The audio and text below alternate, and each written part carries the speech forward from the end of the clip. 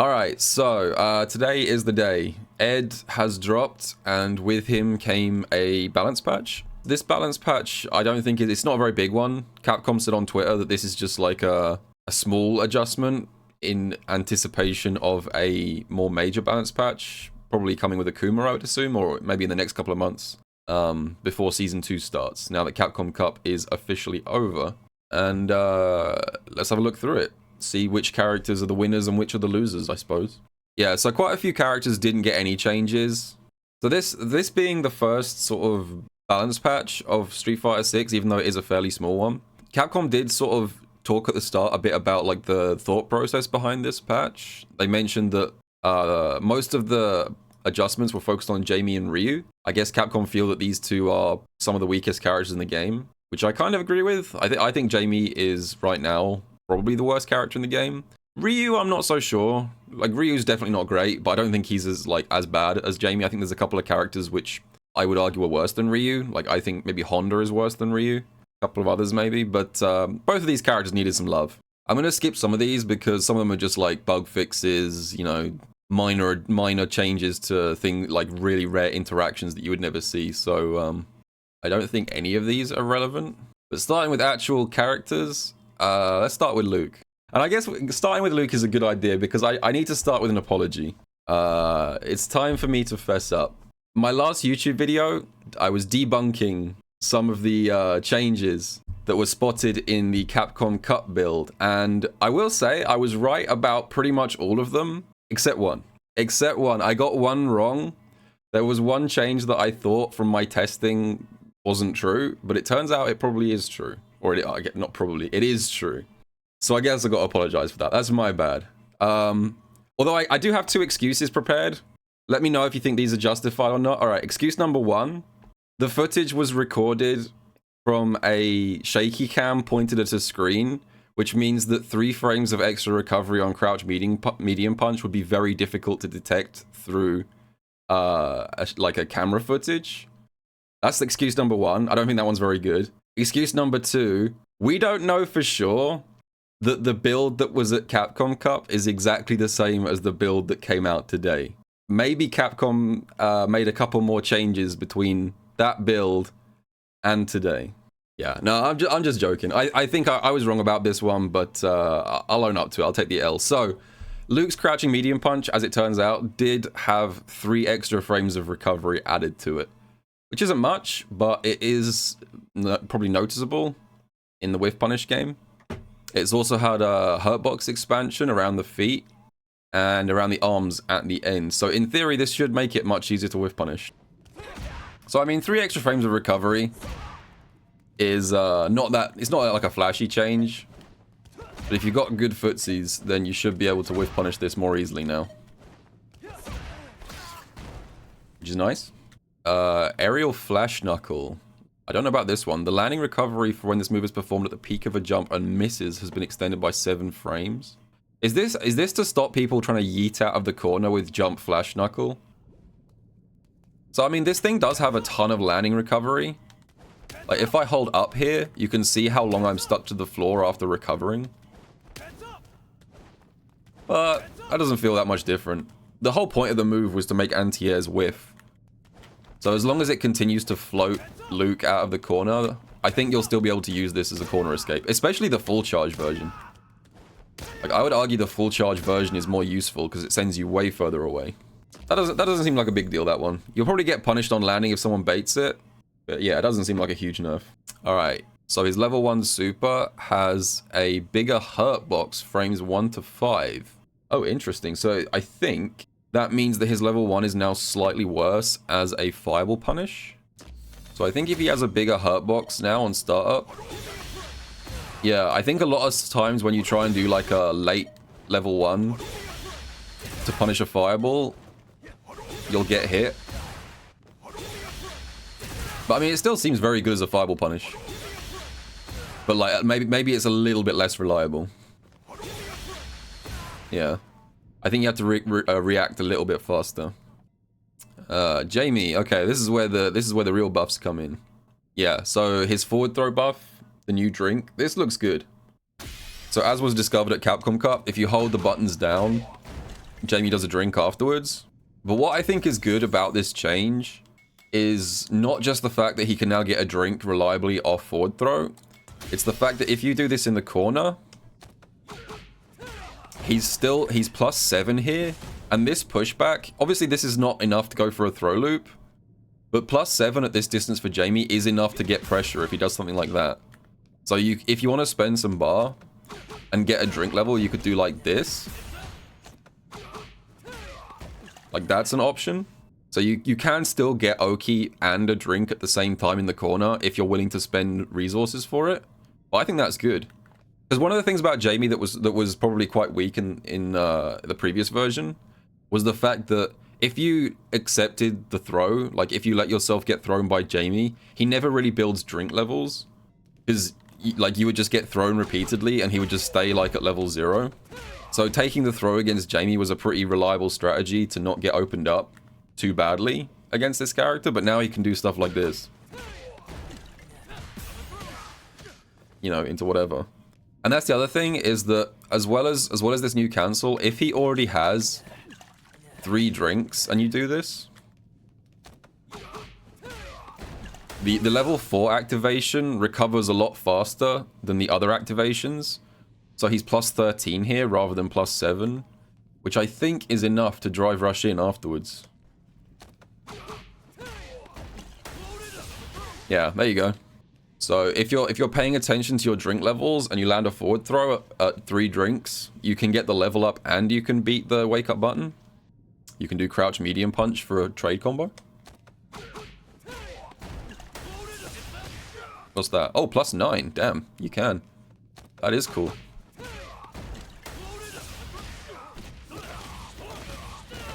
Yeah, so that's nice. So yeah, I think that's a good change. I think that improves Jamie's corner pressure, and it just like, if he lands a stray drink, even mid-screen, it's still worth going for.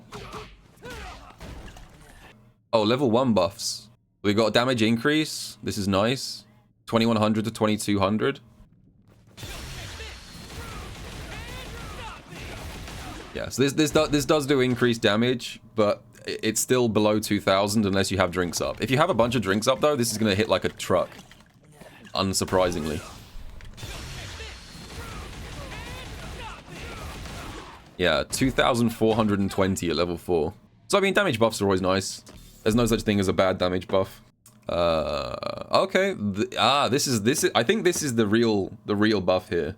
So level 1 has a follow-up, in case you don't know, where Jamie can cancel a bit early, do a bit less damage, but can't get the drink. And this was a very situational thing to do in the previous version, because this used to be minus on hit. So if Jamie did this in the corner, he actually lost his turn afterwards and you could just wake up with buttons.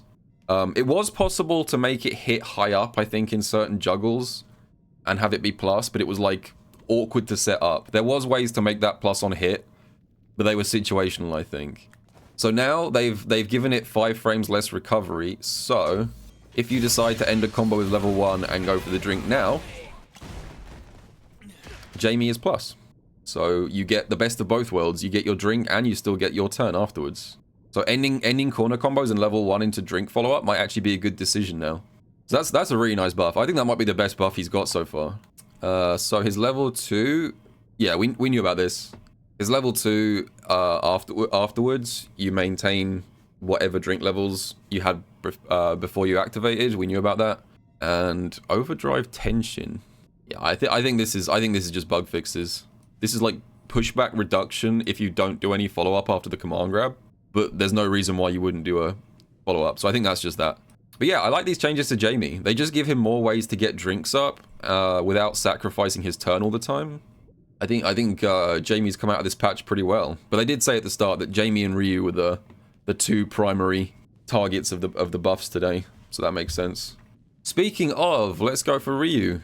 I think Ryu might be the single most buffed character in this patch, based on what I've seen so far. I think he got a little bit more than Jamie, but we'll see. So OD Shoryuken changed the first hit's effect from a knockback to a blowback. This is more like a quality of life fix. I think I do know about this. There used to be some situations with Ryu where the first hit of his EXDP would connect and then the second hit would whiff. And if that happened and you fell out of the second hit, I think you could get up and punish Ryu. And it sounds like they've changed that, so the first hit now like hard knocks down. Yeah. I think that's what it is. I think they've made it so the first hit of EXDP no longer sacrifices your turn if the second hit whiffs. So I think this is mostly just a quality of life fix. Solar Plexus Strike. Proximity block detection hitbox has been expanded to the edge of the attack's hitboxes between frames 2 and 18. Does it now lock you in proximity block from further away? Is that what they're saying? Yeah, so as long as you're kind of like within range of Solar Plexus, it looks like it locks you in proximity guard now and you can't walk back from like max range. Like, I would say like here. Yeah. So as long as you're in range to get hit by Solar Plexus, you can't walk out of it anymore. That's actually a buff. That seems pretty nice. All right. So we got Hashogeki changes. I think these are the ones that we already knew about from the build at Capcom Cup. Yeah, so it's gone from -4 to -3, which is what I expected. So now light Hashogeki is safe. You cannot punish that on block, which is nice. So Ryu can just do this. And it's pretty safe. Is this a block string? Oh, that's nice. So as well as this being just like a safe buffer, it's also a true block string of low forward. So there's no risk of like your opponent interrupting with a super or anything. So you could just do this on block and then just buffer into level 3. This is a pretty simple confirm now. I say it's a random block, okay.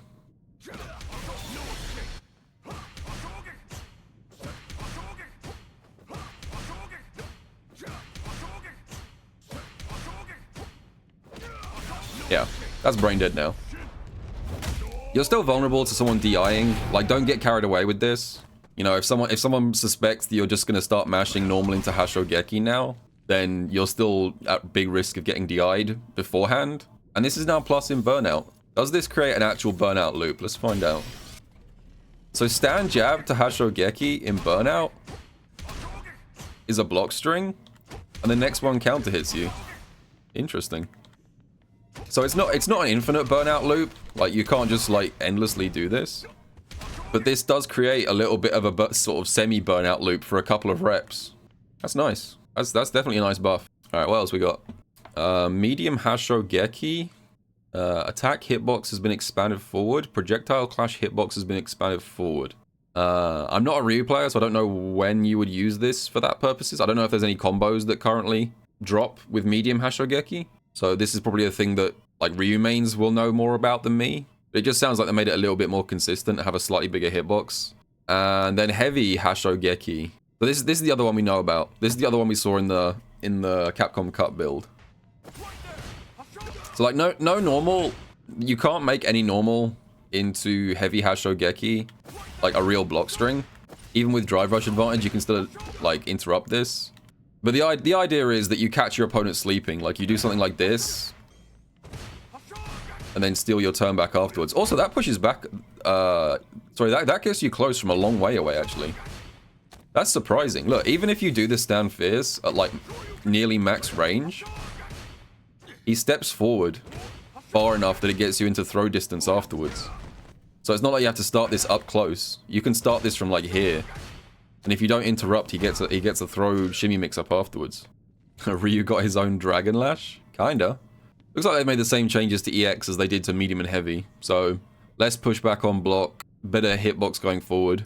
Pretty standard stuff. Although, this is the interesting one. Or this is the slightly more interesting one. So if you Denjin charge the Hashogeki and then do the EX version specifically, this one right here, number 4, this now does 1,000 damage, which for a move that you can just slot in combos is actually kind of crazy. Like, Ryu already hit like a truck. Like, Ryu was not a low damage character to begin with. 400 extra damage on EX Denjin charge Hashogeki is pretty significant. Like, I'm not an expert at Ryu combos.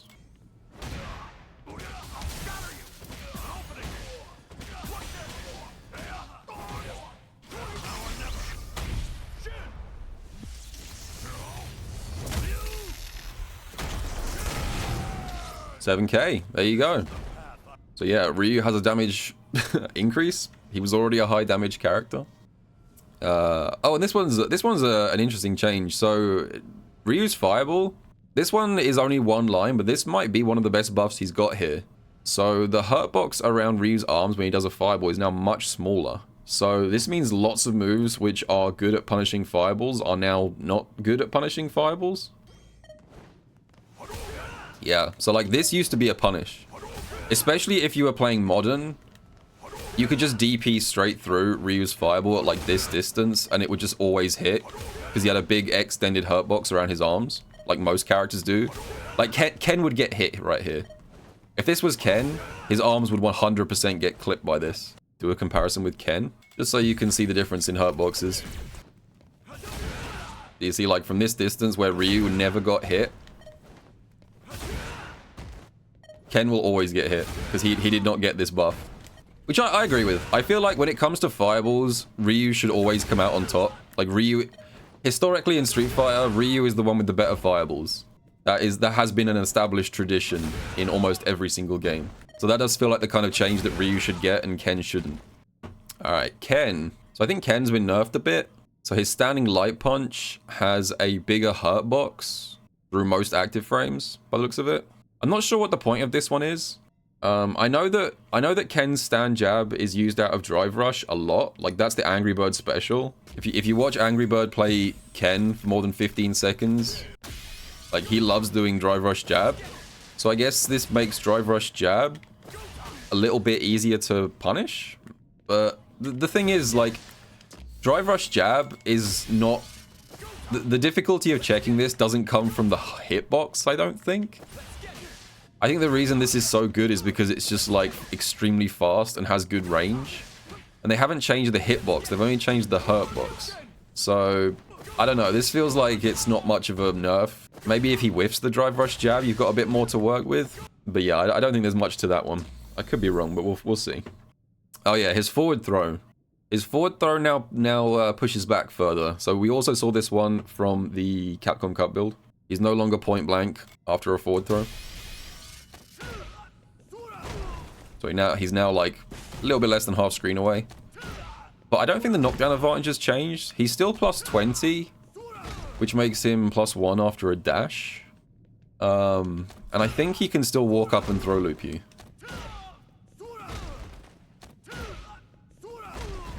It's, I'm not sure about this change. I guess one thing that's worth mentioning is that he is plus 1 here.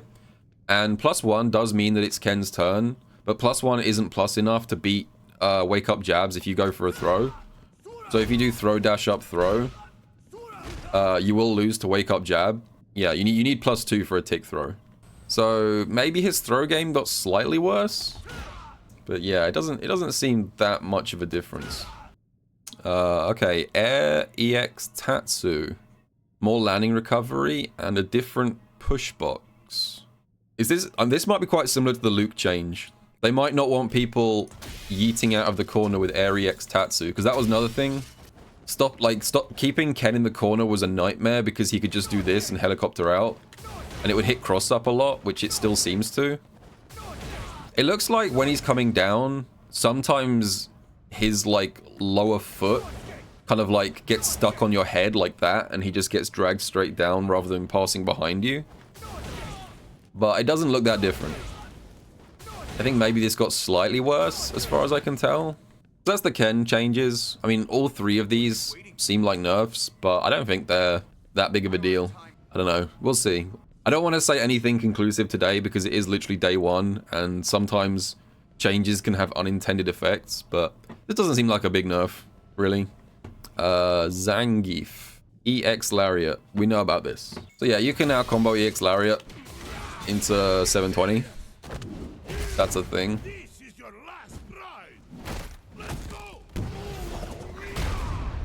It's pretty nice. The damage isn't amazing, but honestly, just giving him more options for a level 3, I think is nice. I'm sure Geef players can find ways to use this. I saw, I think Quiggy pointed out that down forward medium punch has like a massive cancel window. So you can single hit confirm that, yeah. So you can actually single hit confirm the, whatever this is called, Hell Stab, I think. And then get the EX Lariat into 720. Aerial Russian Slam SA1. Hitbox expanded downwards. This is nice. I mean, I still think his level 1 is one of the weaker level ones, even with a buff. But again, it's a move in the right direction. I like changes like this. So, Geef's level 1 was notorious for being an anti-air that almost always failed to anti-air, he says, as it fails first time.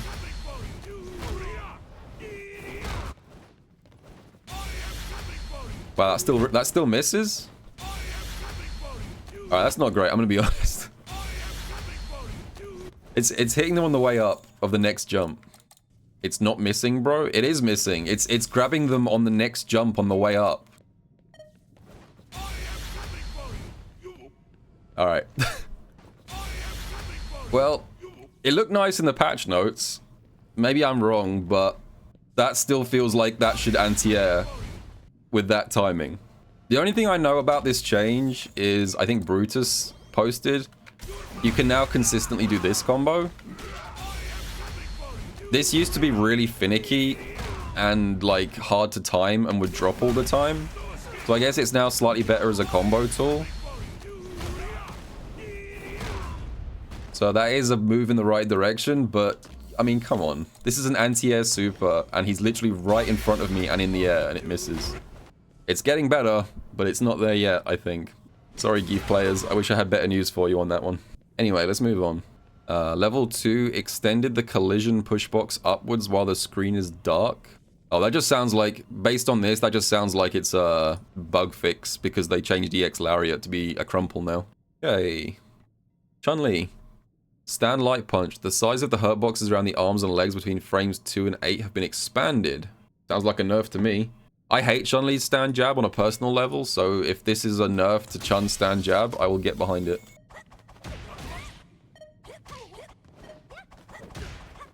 I mean, without being able to see a before and after, it's hard to compare. This is the kind of change where I would need to look at a hitbox viewer at some point. But I mean, Chun Li's stand jab is one of the best stand jabs in the game, or was one of the best stand jabs in the game. So it sounds like it's been nerfed, but I can't tell you by how much. And also, aerial lightning kicks now has an initial scaling value of 20%. I think that's a nerf too. Okay, Chun Li got nerfed. Instant air legs getting nerfed. We are back in 26. It is incredible to me how many of the changes happening at the moment are like perfectly mirroring the first balance patch at the end of Season 1 of Street Fighter 5 as well. Didn't you learn your lessons the first time round? Instant air legs is bullshit. But this move is really good because if you try and throw Chun and she does this on wake up, it'll punish counter and she gets the throw afterwards. And she can do stuff like, because she's a privileged character that can link jab into medium, she can do stuff like that. But this now starts at, it's going to 80%. Yeah. So this combo is going to do a bit less damage on a throw punish, which isn't very surprising. I don't think this really does much to hurt Chun Li. Just the fact that she has like a move that can hard punish throw loops in this game is enough to be very strong, even if it does a little bit less damage. So it looks like Chun has been nerfed a little bit, but I don't think this is much of a nerf to worry about. Deejay. Funky Slicer. What the fuck is Funky Slicer? Oh, is this Sway Low? Is this what the game is actually... I didn't know this was the name of the move. Sway Low is Funky Slicer? Nah, it's not. There's no way that's been the name of the move for like the last year and I didn't know that. What a terrible name. Hey man, I just shimmied you with my Funky Slicer. Knockback on block decreased. Larger hurt box after the active frames. Okay. So I still think Sway Low, which is I think that input, this move is still insanely good. But it looks like it does less pushback now, with the idea being that if he does like, I think the idea here is that if he does like max range Sway Low into another Sway Low, it doesn't punish counter you as easily, because that was the annoying mix up here. Like, it used to be that if you blocked this move, taking your turn afterwards was a nightmare, because if you pressed a button and he did a second Sway Low, you would die, basically. Yeah. So like, oh, at the absolute tip, absolute max range, he can still do a second one. But like, that looks like almost like frame perfect positioning. 99% of the time after a sway low, you can now just take your turn without worrying about losing 80% to a second sway low. If you've got a big normal like Ryu stand fierce, that's probably a safe option.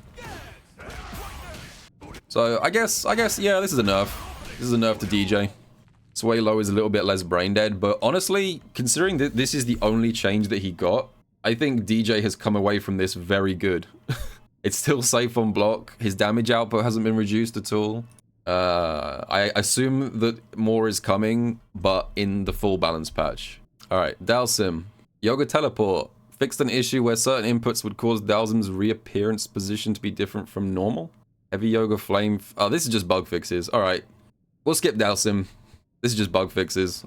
Blanka is also bug fixes. Okay, we're speedrunning these last few characters. So yeah, Dhalsim and Blanka didn't really get anything. Manon. Did Idom get his Christmas presents early? On Oat? Is that how you say it? 4MK? Greater inertia when performed out of drive rush. More? It didn't used to slide? Oh, is this one of those moves that just used to kill her momentum? I'll leave that one up to the Manon players to decide. I don't know enough about Manon to really know if this is that useful. It doesn't seem like it has that great horizontal range, even with the extra forward movement. Like you can see here, it whiffs very easily. So, I don't know, maybe that is good. And the other one is... Oh, they fixed her level 2, yeah. Her level 2, I might have to remake my ranking the supers list because it looks like her level 2 now should work properly.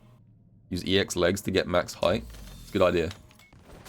Wait, what's the input? Quarter cycle forward? Oh, there we go. Oh, okay, nice. So that, I guess that's consistent now.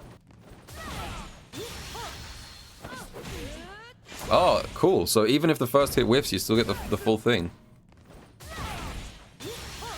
You aren't gambling the entire round when you want to combo into level 2 now. Nice. Manon players are so starved for buffs that the best thing that's happened to them all year is that their combos work properly now. That's crazy.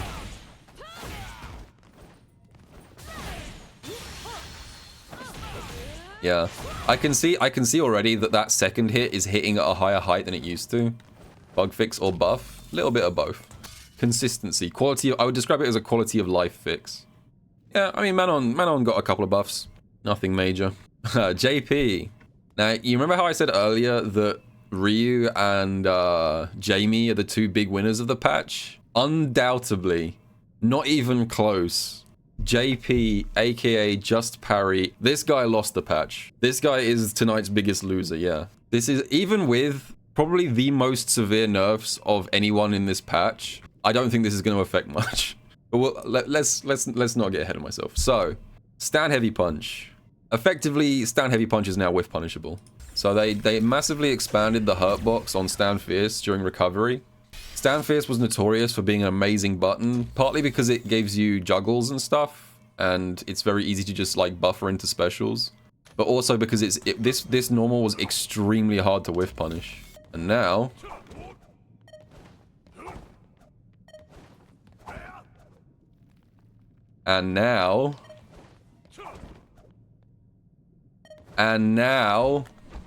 wait a second, was I lied to? Oh, is it around his feet? Is that what it is? Oh, okay. It was expanded around the legs. All right. All right. I was getting scared there for a second. I thought I was lied to. Yeah, you can see it. Yeah, it's much bigger around his feet now. Jesus, that was scary. Yeah, it's much more noticeable around his feet. Crouching heavy punch. The invincibility to mid-air attacks that this move applied to the upper body has been removed. This one is, I feel like a few people didn't understand this one. Let me explain. A lot of people were disgusted to find out that JP's Crouch Fierce had some of his upper body hurt boxes were air invincible during Crouch Fierce. And a lot of people were like, why the fuck does a normal have air invincible hurt boxes? That's actually quite a common feature in this game. Like, if you guys didn't know, quite a lot of normals have it. It's just much more egregious on JP than anyone else. Like, Ryu's Crouch Fierce has it. Guile's Crouch Fierce has it. Quite a few characters have it, especially on crouching normals. Like, if your character has a good crouching anti-air, there's like a 50% chance that some or all of the hurt boxes are air invincible. So that's not that unusual, but they have nerfed this as an anti-air. Of course, if we're testing anti-airs, the best normal to test them against is Luke Jump Fierce, aka the anti-air destroyer. Oh, trade. Okay. Yeesh. That's trading consistently as well. This was a guaranteed 100% anti-air previously. Yeah, that's actually quite a noticeable nerf. Like, I played JP for like 3 months when he came out. This used to be 100% of the time, and now this pretty consistently trades now. I'm not sure how I feel about this nerf. Like, there's a lot of things about JP that I felt needed toning down, but his ability to stop people jumping, I don't know if that's the kind of nerf that's going to make people just not have fun playing JP. I don't like killing anti-airs. I feel like you should have a reliable every character should have a reliable anti-air, but I don't know. People hate JP so much. I'll let the mob decide about that one. Oh, here we go. 7 bullet points of amnesia nerfs. So, as we all knew, amnesia applies a massive scaling reduction instantly. It used to be a 15% reduction in damage on the first hit. Now it's 60%. It now has an initial scaling value of 50%. So basically, this is like a perfect parry now. This is pretty much what we guessed when we were looking at the numbers from the Capcom Cup footage.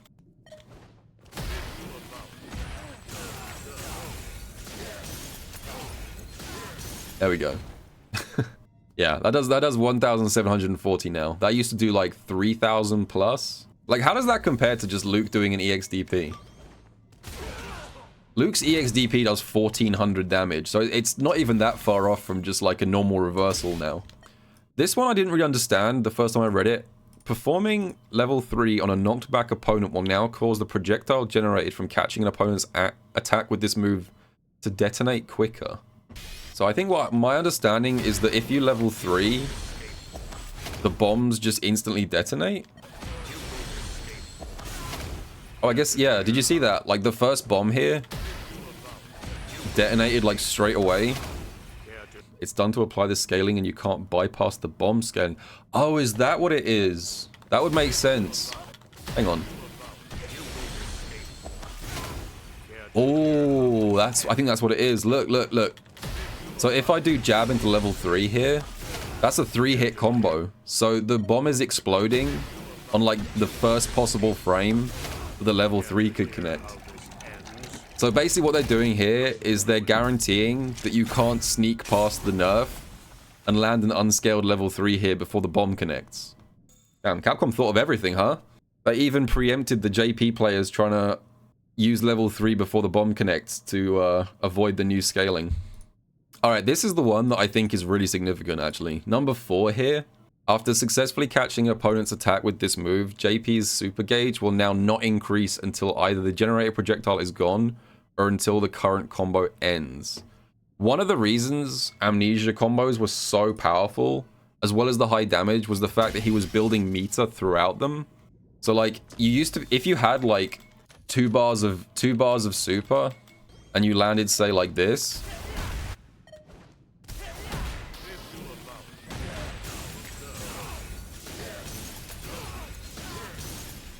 that used to build you back up to like 2.8 bars. Now you get a little bit of bar for doing the amnesia. You get like, I don't know, 10% of a bar. And then the rest of the entire combo is in total lockdown. You don't get anything. So that is very significant. There are lots of situations where JP was able to end combos with level 2 or level 3, even if he started well below, because the juggle after amnesia did a lot of damage. That is a pretty significant nerf. Number 5. The drive gauge increase for drive parrying or perfect parrying the overdrive version of this move has been changed from 2,500 times 2 to 5,000 times 2. That's another big nerf. So now if you regular parry the fireballs generated by EX Amnesia, you get a shitload of drive back. This is like twice as much as you used to get.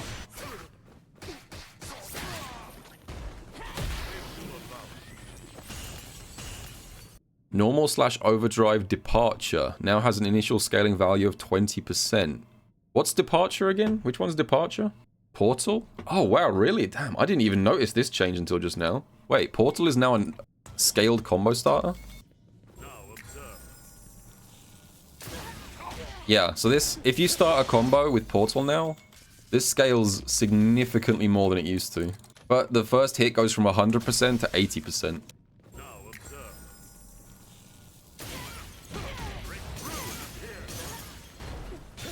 That's doing 2,700. That probably used to do about a little bit over 3,000. So basically, if you get clipped in neutral by the Portal and JP gets a combo off it, it's now doing a little bit less. The drive gauge increase for drive parrying or perfect parrying this move has also increased. And the EX version as well. Wait, does this now... Hang on, does this now reward more than it costs to attempt the parry? This could be a huge nerf if that's true.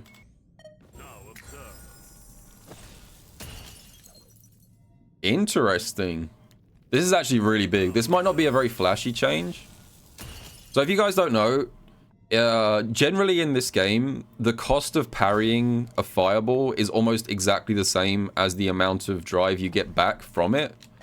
So usually if you parry a fireball, you end up kind of like drive neutral. You lose half a bar and then regain half a bar. But now Portal Spike gives back significantly more drive than the half bar you spend to activate the parry. So you can literally just recharge your drive gauge off this. You can farm this for drive. Yeah, I mean, the thing is, there's obviously options. You know, if JP just knows that you're going to autopilot a parry here, obviously he can just do this and then punish counter throw you. But that, even still, that is a pretty significant nerf. Amnesia got nerfed in a bunch of different ways. Portal Spike got nerfed in a bunch of different ways. Crouch Fierce is now significantly worse as an anti-air. Stand Fierce is now much easier to whiff punish. Like, JP's changes feel more like what I'd expect from the full balance patch. God, imagine if this is only the tip of the iceberg. Imagine if this is like round one of the nerfs. I should mention though, before I move on from JP, even with all of these nerfs, even taking all of this into account, I can guarantee you he's still at the very least top 5. All right, Rashid, bug fix, out of wall jump, don't know, we're skipping that. Stand light punch, bigger hurt box around the arms. Oh, this just seems like the same change they made to Ken. I guess they've also like slightly nerfed his drive rush jab.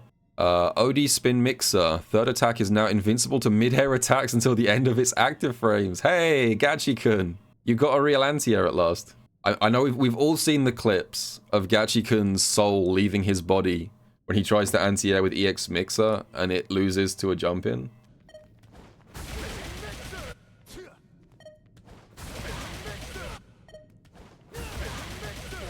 Seems pretty consistent now. That's an angle issue. That's not a... This used to lose or trade shockingly often for an EX reversal. The only thing to be careful of is the horizontal range. Like, it goes very sideways. So there is the risk that this happens. So if you want a guaranteed anti-air with Rashid, it does cost you bar, but that does seem very consistent now. Surprised they're buffing Rashid as well. Rashid's probably the single strongest character in this entire list that's got nothing but buffs as far as I can tell. Level 2, bug fix, no nerfs. And finally, last but not least, the moment you've all been waiting for, Aki. Aki got buffs. Aki got buffs. I'm actually surprised because I did not expect this at all. I was fully expecting to wake up this morning and see nothing under Aki because a lot of characters didn't get any changes. Like, you know, Kimberly didn't get any changes. Honda didn't get any changes. Lily didn't get any changes. So I was surprised that Aki got changes, and I'm even more surprised the changes that Aki got are actually quite good. These are not inconsequential buffs. So let me go through them real quick. So Stand Medium Punch has 2 more active frames now. So if you like meaty with this thing, it can be up to +1 on block. You can see that's +1. So that on its own isn't a big deal. There aren't many situations where you would want to meaty this to be +1. Because if you did that, you might as well just do this for +2. The reason this is good is because of a new corner setup this opens up, which I think is actually pretty damn strong. So Aki does have a throw loop already. She is one of the characters that can do throw, walk up, throw. But she can now also do this. So if you do throw into instant drive rush stand medium punch, because this now has extra active frames, this is a really good loop. because the stand medium punch here is +4 on block, which is the right amount to get another throw afterwards. You need +2 to +4 to loop the throw here. And the other really nice thing about this is if they don't block and they get hit, because this is drive rush plus meaty, this is +10 on hit, even without a counter hit, which means you can link into stand heavy kick. It's a nice combo. Like that's a really good combo for a looping throw situation. Which is pretty cool. And also the other nice thing about this, one more thing, is that we used to do forward throw into walk up forward heavy kick here for plus frames, which you can still do. This is still a good option. But the only issue here is that forward heavy kick is very vulnerable to DI on wake up. Like if your opponent is scouting it out, then you can get murdered for going for this. That's not DI safe. But if you now go for the medium punch meaty, this is completely DI safe.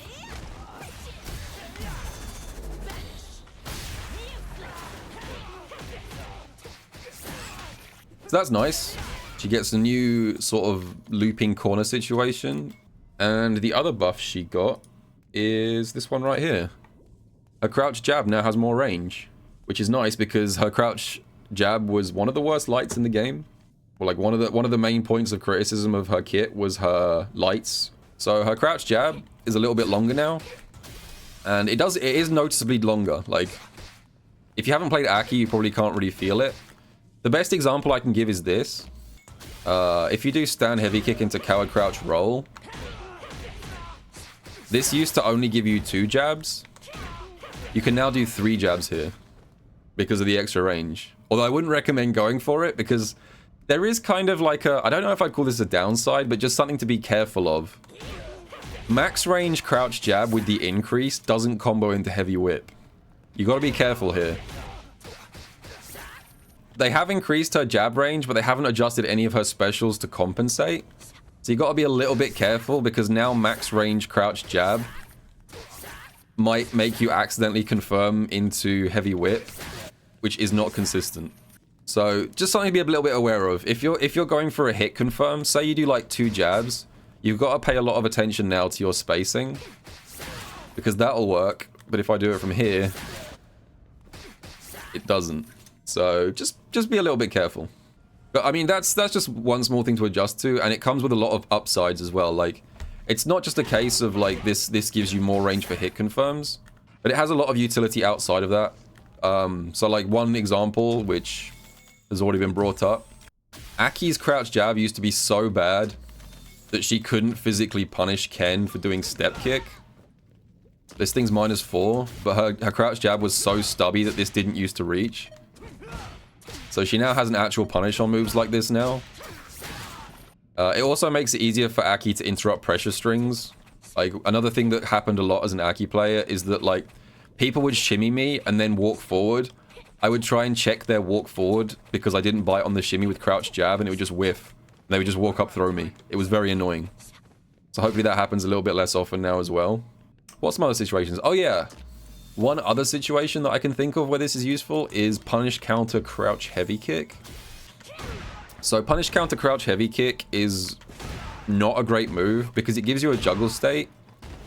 But previously the only way to pick up a combo off this was drive rush crouch jab. Nothing else worked. You had to do drive rush crouch jab. But because crouch jab used to be so stubby, this dropped constantly. Like, you had to be like point blank to get this to work, or the crouch jab didn't reach.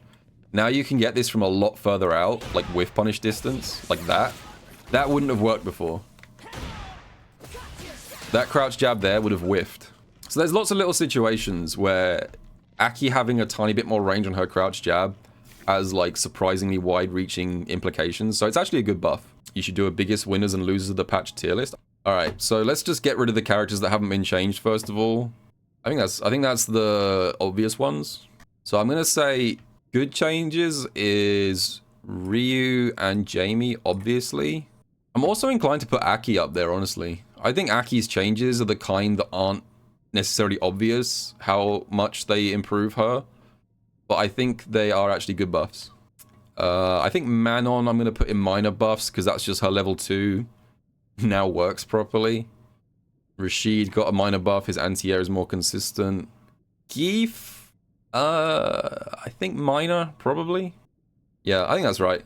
And then in terms of nerfs, we got to put JP down as big nerfs. Luke, slight nerf. Chun Li, I think everyone else is just slight nerfs. Hang on. Before people accuse me of downplaying, I'm going to adjust this category to big nerfs, but still really, really, really, really strong. Yeah. So, I like this patch. Just to wrap things up real quick, I like this patch. I think it's a good sign of things to come. They've taken a light hand, obviously, because this is not the full balance patch, but it does look like a move in the right direction. Like, there's no changes here that I look at and think, I don't understand the logic behind that at all. They all seem pretty justified. Hopefully the full balance patch is in the similar kind of trend.